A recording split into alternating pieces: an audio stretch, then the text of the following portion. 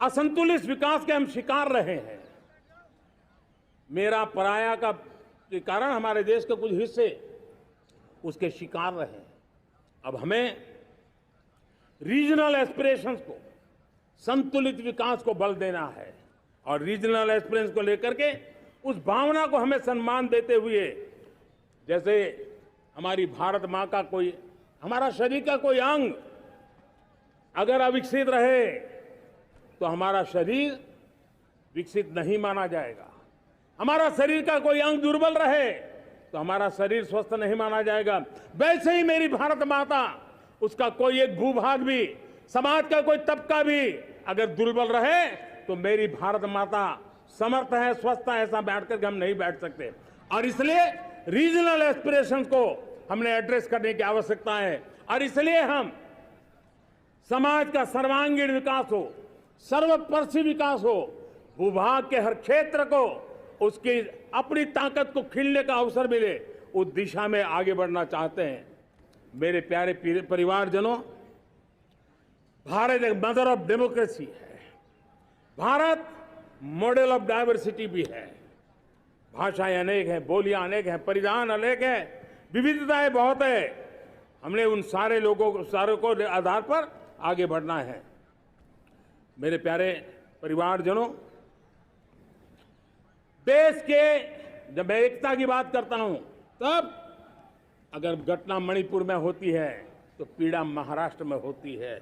अगर बाढ़ आसाम में आती है तो बेचैन केरला हो जाता है।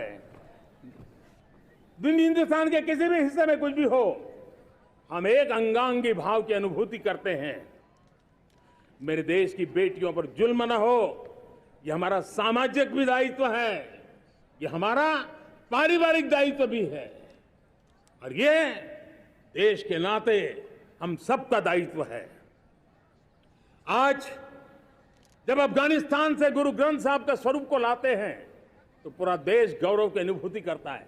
जब आज दुनिया के किसी देश में कोविड के काल में मेरा कोई सिख भाई लंगर लगाता है, भूखों को खिलाता है और दुनिया में वाहवाही होती है, तो हिंदुस्तान का सीना चौड़ा हो जाता है।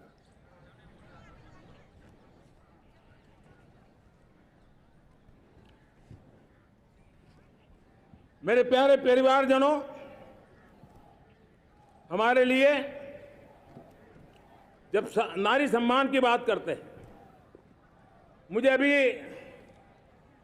एक देश में दौरा कर रहा था, तो वहां एक बहुत ही सीनियर मिनिस्टर, उसने मुझे एक सवाल पूछा। उसने कहा, आपके यहां बेटियां साइंस और इंजीनियरिंग के विषयों की पढ़ाई करती हैं क्या?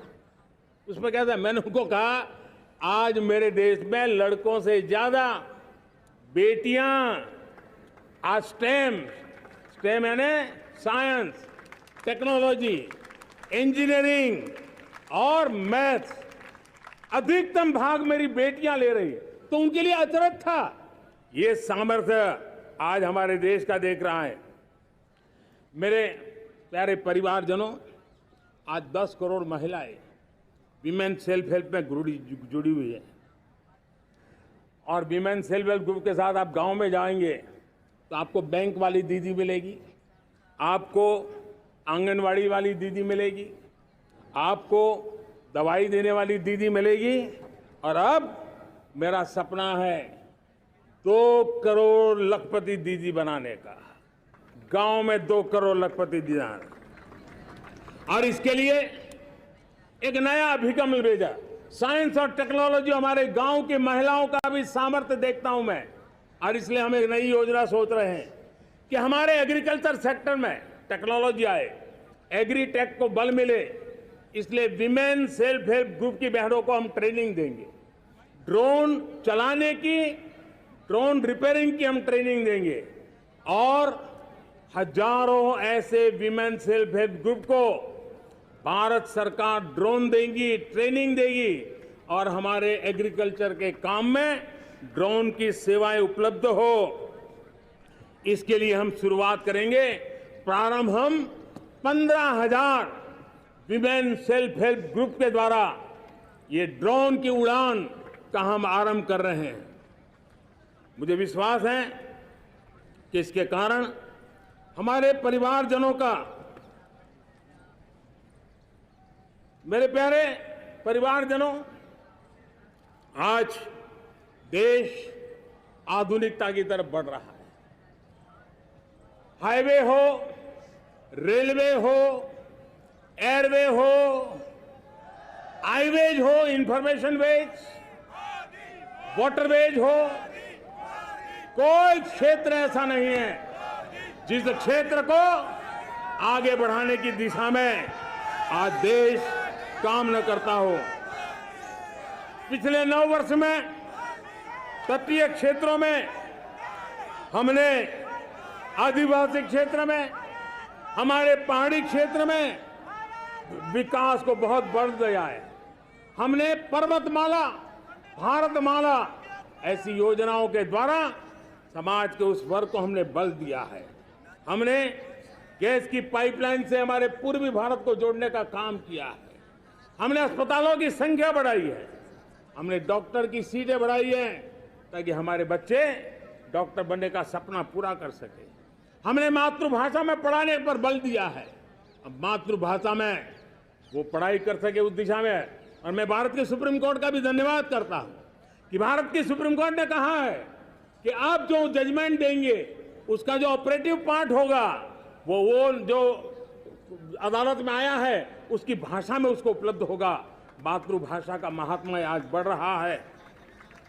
मेरे प्यारे भाई परिवारजनों, आज तक हमारे देश के जो बॉर्डर विलेज हैं, हमने वाइब्रेंट बॉर्डर विलेज का एक कार्यक्रम शुरू किया है। और वाइब्रेंट बॉर्डर विलेज, अब तक इसके लिए कहा जाता था देश के आखिरी गांव। हमने उस पूरी सोच को बदला है। वो देश का आखिरी गांव नहीं है। सीमा पर जो नजर आ रहा है वो मेरे देश का पहला गांव है। अगर सूरज उगता है पूरब में तो उस तरफ के गांव में पहली सूरज की किरण आती है। अगर सूरज ढलता है तो इस तरफ के गांव में आखिरी किरण उसका लाभ मिलता है। ये मेरे पहले गांव है और मुझे खुशी है कि आज मेरे इस कार्यक्रम के विशेष मेहमान, ये जो पहले गांव है, सीमावर्ती गांव है, उसके 600 प्रधान आज इस लाल किले की प्राचीर के इस महत्वपूर्ण कार्यक्रम का हिस्सा बनने के लिए आए। पहली बार वो इतनी दूर तक आए हैं, नए संकल्प और सामर्थ्य के साथ जुड़ने के लिए आया है। मेरे प्यारे परिवारजनों, हमने संतुलित विकास के लिए एस्पिरेशनल डिस्ट्रिक्ट, एस्पिरेशनल ब्लॉक की कल्पना की और आज उसके सुखद परिणाम मिल रहे हैं। आज राज्य के जो नॉर्मल पैरामीटर्स हैं, जो एस्पिरेशनल डिस्ट्रिक्ट कभी बहुत पीछे थे, वो आज राज्य में भी अच्छा करने लग गए हैं। और मुझे विश्वास है कि आने वाले दिनों में ये हमारे आकांक्षी जिले, हमारे आकांक्षी बॉल अवश्य आगे बढ़ेंगे।